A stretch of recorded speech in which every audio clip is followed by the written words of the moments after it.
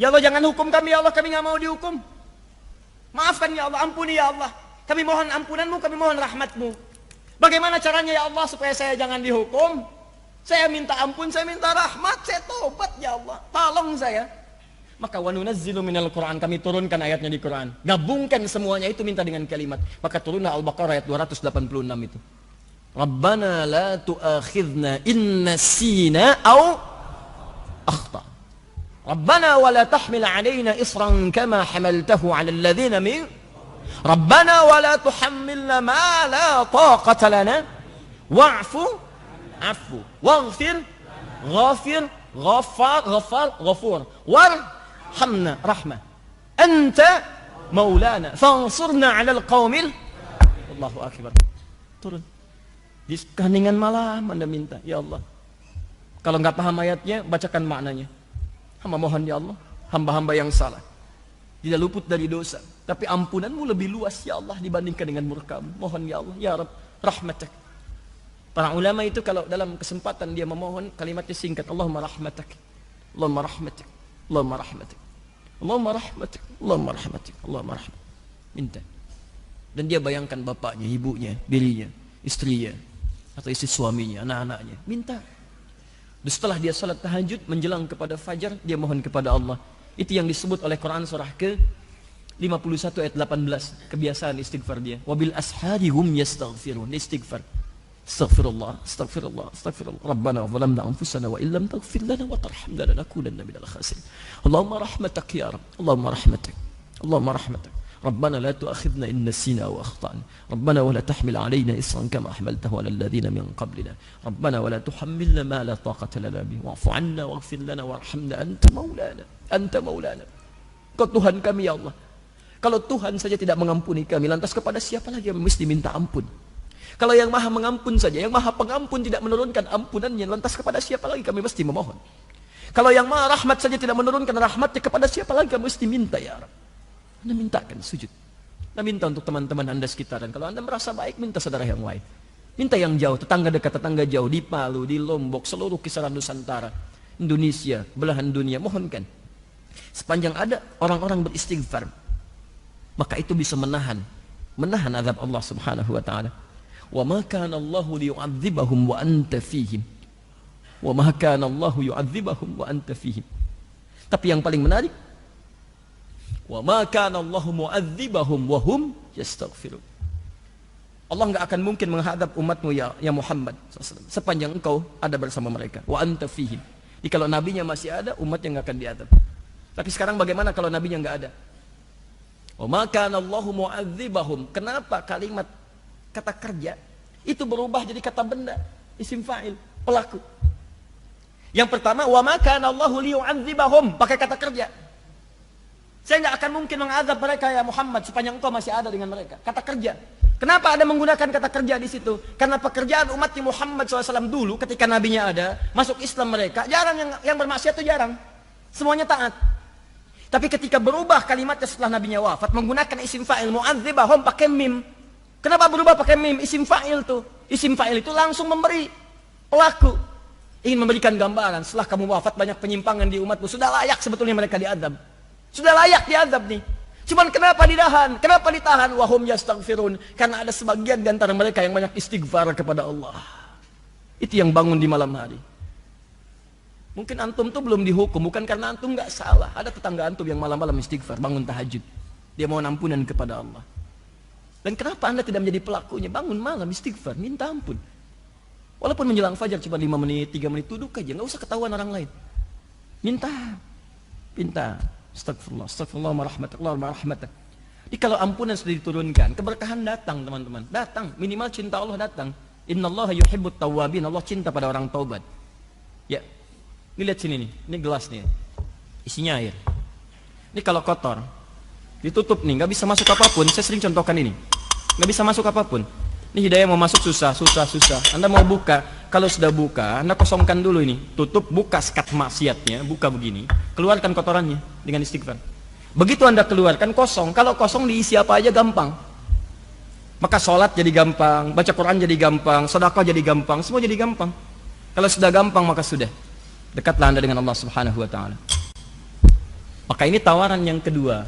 Ada ayat-ayat Quran yang jadi bimbingan Anda untuk lebih dekat kepada Allah sekaligus menghapuskan dosa-dosa yang pernah dikerjakan. Ingat, tidak ada manusia yang sempurna. Tidak ada manusia yang tidak pernah salah. Kecuali Rasul, Nabi yang sifatnya maksum. Tapi kita yang bukan Nabi dan Rasul pasti pernah berbuat salah. Tapi rahmat Allah memberikan jaminan untuk menghapuskan semua kesalahan itu. Jadi kalau Anda tidak mengambilnya, bukan Allah yang salah, manusianya yang memang tidak ingin berubah jadi lebih baik. Paham sampai sini? Baik. Jadi itu yang dimaksudkan wa nunazzilu minal Qur'ani ma huwa syifaa'un wa rahmatun. Makna rahmat yang pertama, ampunan dari semua dosa. Maka saya ajak yo bangun ya malam-malam. Biasanya suka ada yang nginap di sini tuh. Jumat baru pulang pagi. Nanti saya tugaskan imam barusan untuk mengimami malam ini. Ya, untuk bisa sholat dengan beliau nanti malam. Ya, dan bacakan tuh ayat-ayat tobat dengan izin Allah Subhanahu Wa Taala. Mudah-mudahan dosa-dosa kita diterima oleh Allah untuk diampuni,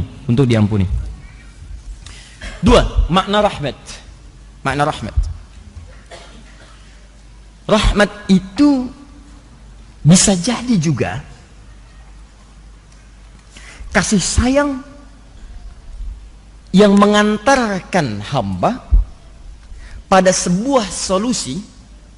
Kasih sayang Allah yang mengantarkan hamba pada sebuah solusi dari masalah yang sedang ia alami.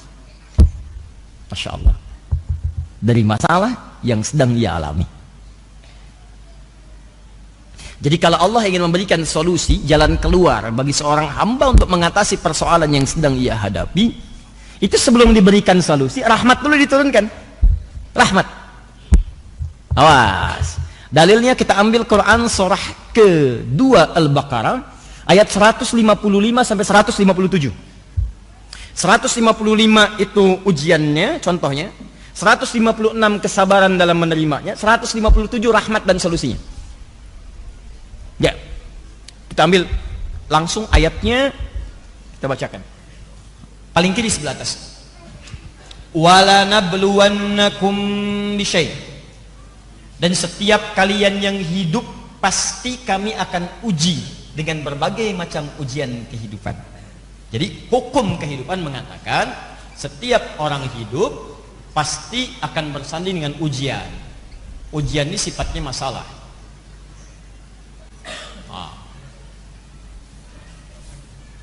Tolong pahami dulu ya, tolong pahami. Ujian ini diturunkan oleh Allah bukan ingin menjadikan orang hidup terbelit masalah, bukan.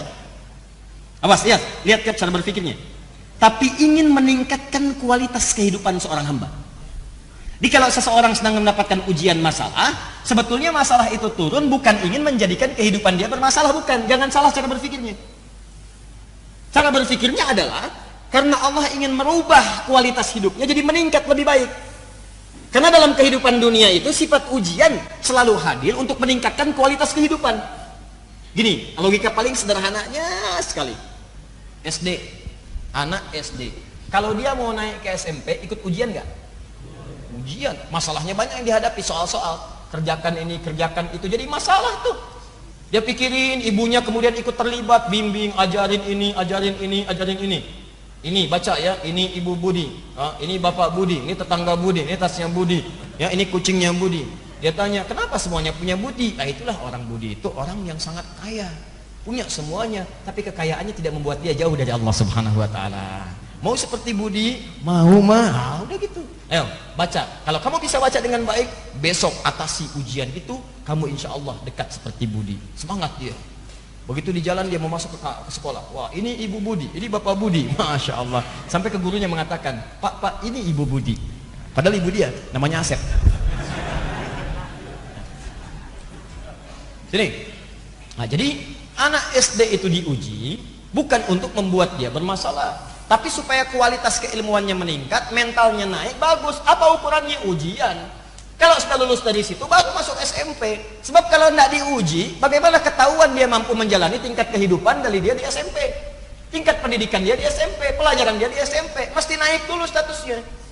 SMP pengen masuk ke SMA, ikut ujian. SMA pengen masuk kampus, ikut ujian. Dari kampus pengen dapat ijazah, ikut ujian. Nggak ada tiba-tiba ujung-ujung orang dapat ijazah. Ikut ujian. Walaupun formalitas ilmunya lebih tinggi dari dosennya, tetap akan ikut ujian, di sidang sama dosen. Tetap ikut. Kenapa? Karena itu hukum kehidupan. Anda di rumah tangga, Anda di kantor, Anda di kehidupan sosial, pengen hebat, naik status, pengen lebih mulia, pengen lebih kuat, pengen naik status sosialnya, pengen lebih tinggi kedudukan, ikut ujian. Anak SD ada diuji, masa Anda enggak? Kalau Anda enggak siap menghadapi ujian, tanyakan sama anak SD. Bagaimana cara menghadapinya? Kalau Anda tidak siap menghadapi ujian, malu sama anak SD. Anak SD ada diuji, masa Anda yang lulus SD nggak mau diuji? Anak SD aja belum berumah tangga, Anda sudah berumah tangga. Yang belum berumah tangga lulus ujian, masa ada yang berumah tangga nggak mau diuji? Ini siapa? Halo? Nah, itu ya. Apakah jomblo diuji? Diuji, sama aja. Ada ujian persaingan, ada ujian macam-macam, kan? Ya, nanti kita bahas lain waktu. Jomblo syariah, jomblo sengketa, jomblo fisabilillah. Ya. Nah, sini. Sekarang jadi itu cara mengatasinya ya. Cara memahaminya kalau sedang dapat ujian, berarti ingat. Pertama kali yang harus Anda yakinkan pada jiwa. Kalau prinsip Quran ini dipakai, Anda akan nikmat dalam menghadapi ujian. Bahkan ada orang-orang yang gembira ketika diuji. Malah kalau nggak diuji, dia sedih tuh. Kok nggak diuji ya? Kok nggak diuji? Berarti ada yang tidak diinginkan dalam kualitas hidupnya. Bahkan orang-orang itu ada yang gembira. Wabasyiris sabirin. Orang sabar itu pasti gembira. Berikan kabar gembira pada orang sabar. Siapa orang sabar? Orang yang diuji. Dia ada orang-orang yang ketika datang ujian dia malah gembira. Allah, terima kasih turunkan ujian pada saya bukan pada yang lain. Mau naik status hidup saya. Mau naik. Di pertama kali tanamkan pada jiwa. Kalau Anda sekarang sedang mendapat ujian, berarti kualitas hidup Anda akan meningkat. Nah, Masya Allah. Naik Anda di hadapan Allah Subhanahu wa taala. Yang kedua, pahami betul ya, pahami ini. Jadi kalau cara memandang kita seperti ini, kita akan lebih tenang dan lebih siap menghadapi berbagai ujian. Kedua, ingat baik-baik kalimat ini. Ini kalimat Quran. Allah tidak akan pernah menguji seseorang di luar batas kemampuannya. Ujian itu selalu menggunakan di Quran kalimatnya sama dengan pertama sesuai dengan kemampuan. Di ujian itu berbanding lurus dengan kemampuan. Orang yang tidak mampu mengatasi ujian gak akan diuji. Demi Allah saya katakan, ada ujian yang diberikan kepada Anda, bukan pada saya. Itu Allah memandang Anda yang sanggup. Saya nggak mampu. Saya mah apa tuh?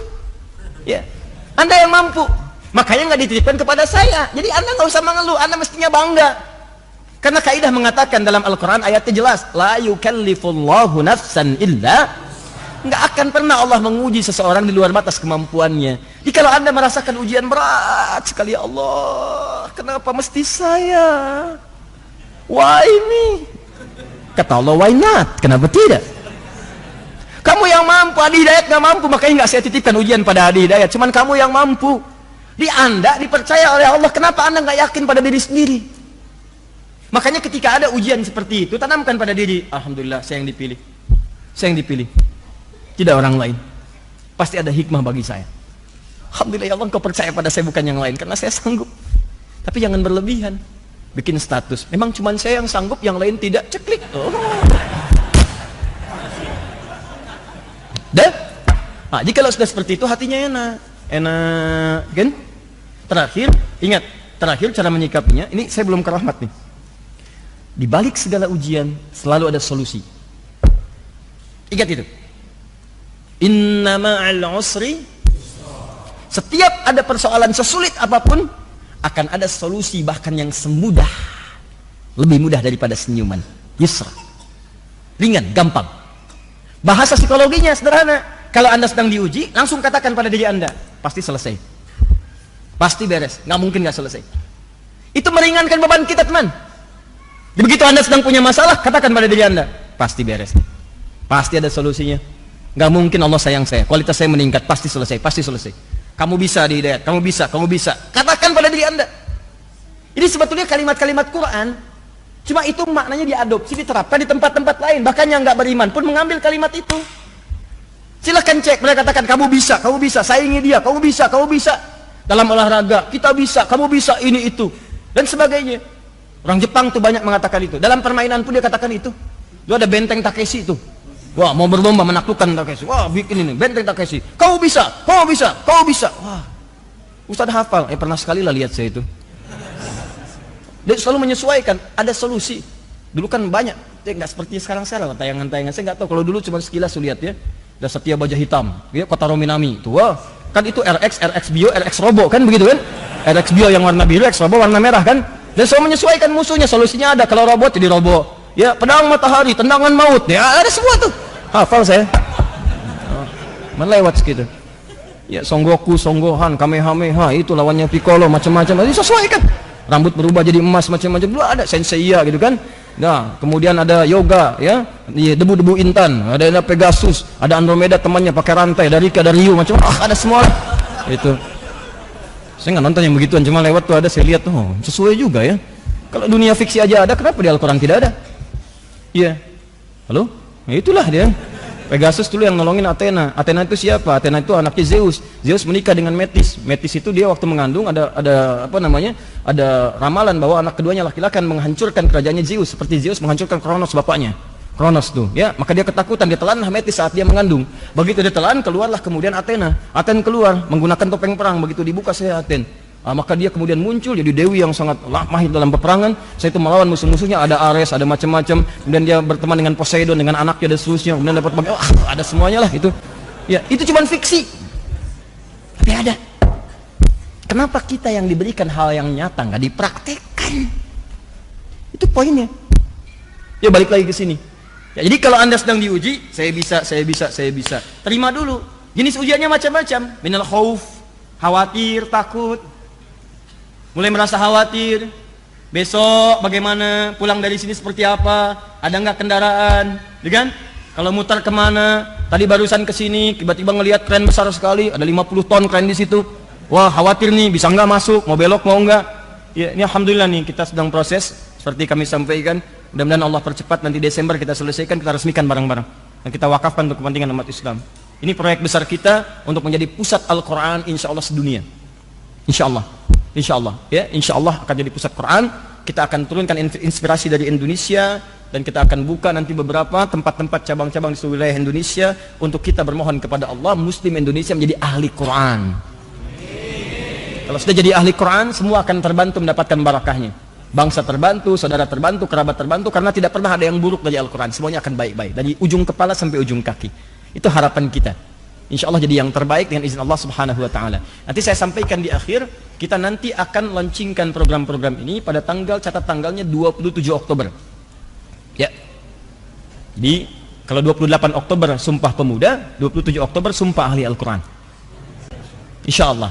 Bagi Anda yang terlibat nanti kami sampaikan undangannya. Di situ nanti akan dibagikan buku-buku yang mendekat kepada Al-Quran. Ada syekh-syekh ahli Al-Quran, ada tokoh-tokoh Al-Quran, dan kita akan berkumpul di satu tempat berikan inspirasi pada dunia dengan izin Allah Subhanahu Wa Taala. Nanti kami berikan undangannya dengan izin Allah Subhanahu Wa Taala. Kembali dulu ke sini. Wala nabluwannakum bisyai minal khauf wal ju', lapar. Tuh, mulai lapar. Ya, dari sore di sini, lewat maghrib, duduk, kalau keluar takut ditempatin orang gitu kan. Mau wudhu berat, tuh udah khawatir, lapar, nahan-nahan, dibuka apa enggak, lihat bakpao sana, lihat bakpao sini gitu kan. Macam-macam. Wa naqsi minal amwal, uang berkurang, sudah datang, uang enggak ada, pengen makan, lapar gitu kan. Macam-macam. Wal anfus, sakit sampai ada yang meninggal. Wa basyiris sabirin. Lihat cara baca ayatnya, cara membacanya. Wa basyiris sabirin. Muhammad SAW berikan kabar gembira pada orang sabar. Ada orang yang mendapatkan ujian ini malah gembira. Gembira. Siapa dia? Orang sabar. Bagaimana cara sabar? Alladzina idza asabathum musibah qalu inna lillahi wa inna ilaihi rajiun. Mereka itu adalah orang-orang yang punya prinsip saat diuji dengan berbagai ujian tadi. Datang ujian dia punya prinsip.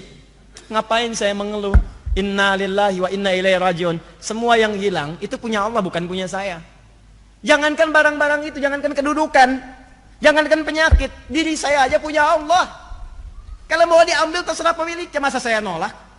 Inna, sungguh kami itu siapa? Tangan kami, mata kami, kepala kami, kaki kami, nyawa kami. Lillah punya Allah. Diri saya aja bukan punya saya. Masa saya kehilangan sendal sampai marah-marah? Tugas saya cuma nyari, nggak ada istighfar, cari lagi ikhtiar. Kedudukan mau ditukar silahkan, cuma titipan, jangankan kedudukan, nyawa saya aja punya Allah. Kalau mau diambil terserah Allah. Maka kalau prinsip hidup Anda seperti ini, enak tuh. Enak. Anda tinggal ikhtiar. Tapi bukan berarti kehilangan sesuatu didiamkan. Naik bis, kan? Ada orang pemuda bertato, wajahnya nggak enak, tangannya masuk ke dompet ibu-ibu begini. Biarin aja, punya Allah. Maling. Katakan pencuri. Itu. Jadi ikhtiar, ambil solusi. Yang menarik begini, orang-orang yang saat diuji, di rumah tangga diuji, di kantor diuji, mungkin Allah berkehendak menaikkan status saya. Alhamdulillah ya Allah. Ini kan darimu, pasti selesai. Nggak mungkin Allah engkau titipkan ujian kalau engkau nggak turunkan solusinya. Ya Allah, jangankan itu ya Allah, kedudukan. Tangan saya pun punyamu. Kalau engkau ingin tukarkan dengan sahabat saya ridha ya Allah. Mungkin dia lebih baik dalam pandanganmu. Terima kasih engkau titipkan kedudukan kepada saya selama ini.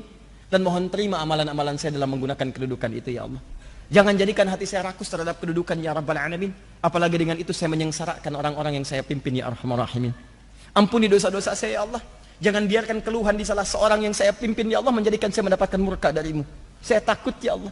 Kalau semua pemimpin punya prinsip seperti ini, nggak ada orang saling menjatuhkan untuk mendapatkan kepemimpinan. Dan hebatnya teman-teman sekalian, ketika perasaan itu ada, turunlah kemudian pujian dari Allah. Ayat 157-nya. Ulaika ala salawatim min rabbihim. Orang-orang yang sabar saat diuji, menerima, dia berikhtiar, sabar menerima, terus berikhtiar mengatasi, tidak mengeluh. Dia berusaha, maka dipuji oleh Allah. Allah, Masya Allah. Kamu ini hamba luar biasa. Yang lain mengeluh, kamu bersabar. Yang lain cuma mengeluh, kamu cari solusi, kamu berikhtiar. Luar biasa. Setelah itu apa yang diberikan? Rahmat. Ulaika alaihim salawatun min rabbihim wa rahmat. Kasih sayang Allah turun untuk mengantarkan pada solusi. Jadi begitu Anda sabar, sebetulnya orang sabar itu lebih dekat kepada solusi dibandingkan pengeluh yang mengeluhkan setiap persoalannya.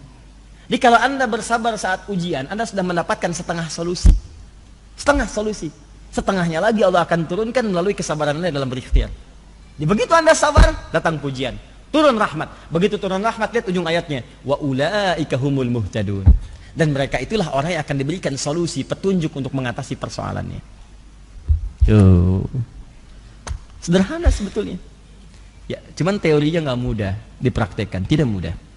Ya. Kadang-kadang persoalan di rumah tangga selesai dengan senyuman. Tapi untuk senyum aja nggak mudah.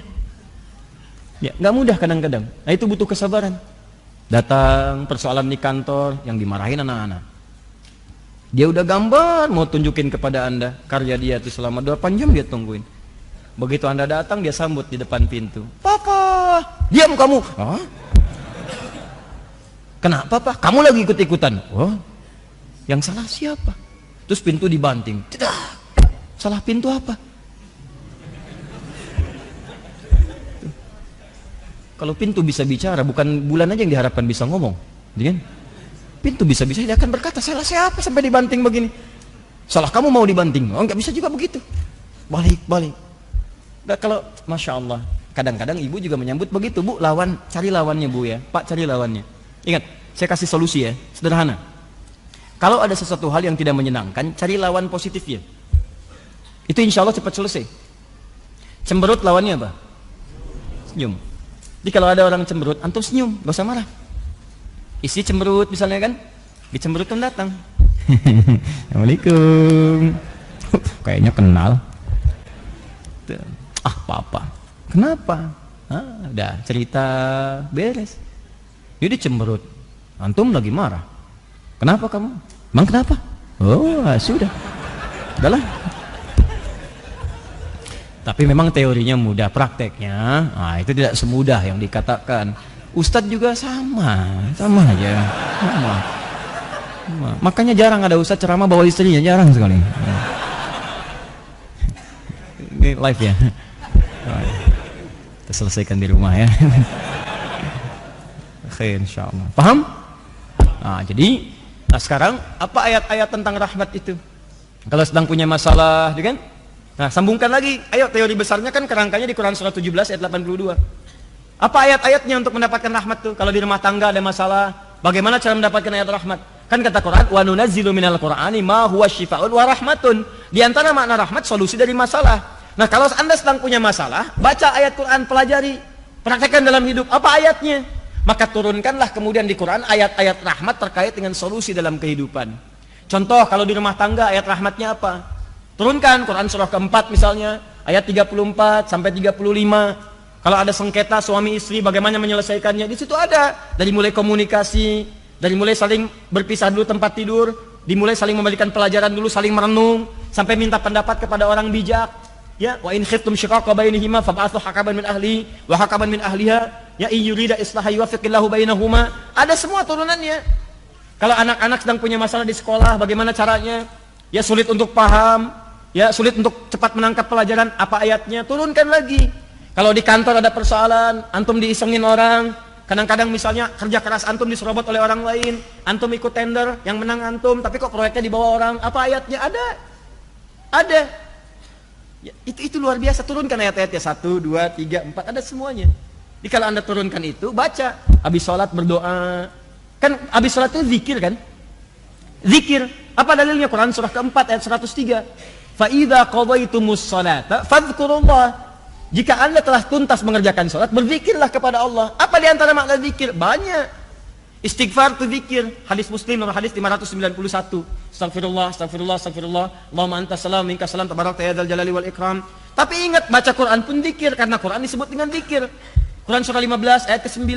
Inna nahnu nazzalna dzikra. Kami telah turunkan Al-Quran sebagai zikir. Menghafal Quran, mengulang bacaan-bacaan itu zikir. Zikir disebutkan di Quran surah ke-54 ayat 17, ayat 22, ayat 30, ayat 32, ayat ke-40. Zikir. Walaqad yassarnal Qur'ana lidzikri. Kami telah mudahkan Al-Quran sebagai zikir. Ini bukan bacaan biasa. Kenapa setelah anda selesai sholat tidak baca ayat-ayat itu? Jadi kalau itu dibacakan tuntas, anda di kantor nih, jeda zuhur. Zuhur jeda tuh. Sebelum zuhur punya masalah. Begitu selesai sholat, bacakan ayat-ayat Qurannya, minta sama Allah. Ya Allah, engkau yang berjanji memudahkan. Engkau yang katakan dalam firman-Mu, ya Allah, yuridullahu bikumul yusra wa la yuridu bikumul usra. Engkau menginginkan kemudahan bukan kesulitan. Engkau yang menjadikan solusi ya Allah dalam setiap kehidupan. Engkau yang katakan inna ma'al usri yusra, inna ma'al usri yusra. Ya Allah, Engkau katakan setelah pekerjaan selesai, lapangkan ya Allah, siapkan dan siapkan untuk selanjutnya. Fa idza faraghta fansab wa ila rabbika farghab. Ya Allah, Engkau yang katakan kepada Rabb kau bertawakal. Saya sekarang bertawakal ya Rabb. Saya telah berikhtiar, saya telah berusaha, saya telah mengatakan apa yang, menyampaikan apa yang telah Engkau katakan. Saya telah menjalankan apa yang telah Engkau firmankan. Sekarang saya memohon apa yang telah Engkau janjikan. Engkau akan memberikan kemudahan, saya minta kemudahan itu. Engkau akan memberikan solusi, saya minta solusi itu. Kalau dengan semua hal yang saya kerjakan sesuai petunjuk-Mu belum Engkau kabulkan juga, maka tunjukkan pada hamba di siang hari ini ya Allah. Dengan cara apa lagi hamba mesti bermohon kepadamu? Minta. Duhai anda yang besoknya mau ujian, malamnya bacakan ayat-ayat untuk bisa memohonkan kepintaran, minta pemahaman. Allahumma ya Allah, Engkau yang memudahkan orang untuk belajar ya Allah. Engkau yang turunkan ilmu, Engkau yang menyebut dirimu dengan Al-Alim. Hamba mendekat kepadamu ya Allah. Dan Engkau janjikan siapa yang mendekat meningkatkan takwa, Engkau tambahkan pengetahuan. Bahkan Engkau ajarkan pengetahuan. Ya Allah, Engkau yang berfirman dalam ayat-Mu ya Allah, wattaqullah wa yu'allimukumullah. Engkau tingkatkan takwa, aku ajarkan pengetahuan. Engkau yang berfirman dalam ayat-Mu ya Allah, wa ma kana al-mu'minuna liyanfiru kaffah falaula nafara min kulli firqatin minhum ta'ifatun liyatafaqahu fid din. Engkau yang firmankan dalam ayat-Mu ya Allah, yarfa'illahu alladhina amanu minkum walladhina utul ilma darajat. Engkau yang firmankan ya Allah, wa ma utitu minal ilmi illa qalila. Ya Allah ya Arab, hamba memohon sebagian dari apa yang Kau janjikan itu. Ajarkan hamba pengetahuan ya Allah. Pahamkan hamba ya Allah. Tingkatkan iman hamba dengan pengetahuan yang telah Engkau tambahkan pada diri hamba ya Allah. Ajarkan dari yang sedikit itu pemahaman ya Rabbal Alamin. Duhai Allah yang menitipkan pada lisan Muhammad sallallahu alaihi wasallam, lisan Rasulmu yang terakhir, yang ketika ia mengajarkan pada keponakannya ya Rabb, pada hambamu Ibnu Abbas ya Allah, dengan kalimat Allahumma faqihhu fid din wa 'allimhu ta'wil. Ya Allah, mohon lekatkan kalimat itu pada diri hamba ya Rabbal Alamin. Pahamkan hamba ya Allah. Mudahkan hamba dalam mengatasi ujian-ujian pengetahuan. Datang tuh, minta. Ada semua. Diturunkan ayatnya. Turunkan. Bikin. Anda punya masalah apa? Makanya setiap persoalan-persoalan itu diidentifikasi. Sebelum sholat dilihat. Nanti cari ayat yang sesuai. Minta. Keluarkan ayat itu yang dimaksud. Wa nunazzilu minal Qur'ani ma huwa syifa'un wa rahmatun. Ayat-ayat rahmat turunkan. Jadi kan yang dibaca itu aja. Qul a'udzu birabbin nas, qul a'udzu birabbin nas, malikin nas, ilahin nas, min syarri waswasil khannas alladzi yuwaswisu fi sudurin nas minal jinnati wan nas. Ya sudah, mimpi ketemu jin, jalan di jalan ikutin jin dan sebagainya.